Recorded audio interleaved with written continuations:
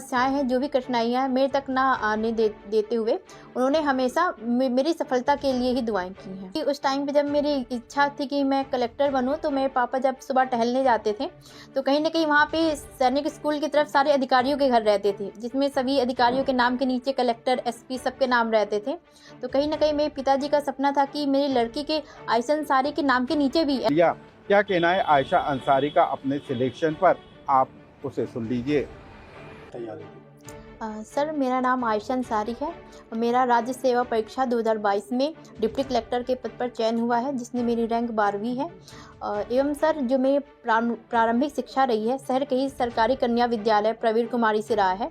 इसके बाद जो मेरा ग्रेजुएशन रहा है, शहर के ही जो शासकीय महाविद्यालय है, आदर्श विज्ञान महाविद्यालय, वहाँ से मैंने अपना ग्रेजुएशन किया है। इसके बाद जो मेरी तैयारी रही है, पूर्णतः घर से रही है। एवं सर, मैंने इसमें सेल्फ स्टडी के माध्यम से अपनी तैयारी पूरी की और आज 2022 की परीक्षा में डिप्टी कलेक्टर के पद पर चयनित हुई हूँ। सर, ऐसा था कि उस टाइम पे जब मेरी इच्छा थी कि मैं कलेक्टर बनूं, तो मेरे पापा जब सुबह टहलने जाते थे तो कहीं ना कहीं वहाँ पे सैनिक स्कूल की तरफ सारे अधिकारियों के घर रहते थे, जिसमें सभी अधिकारियों के नाम के नीचे कलेक्टर, एसपी सबके नाम रहते थे।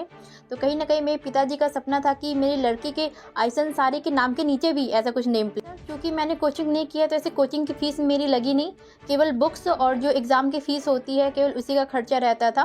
तो मैं खुद भी ट्यूशन पढ़ाती थी, स्कूल में भी मैंने पढ़ाया है। तो ट्यूशन और स्कूल में पढ़ाने के साथ ही मैंने अपनी जो भी आर्थिक जो रहता था मुझे अपनी पढ़ाई के लिए, मैं कर लेती थी।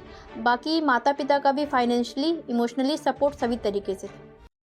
Create a video of your talents and share it via WhatsApp on 9700491819. If you are new to this channel, then don't forget to subscribe. Thank you.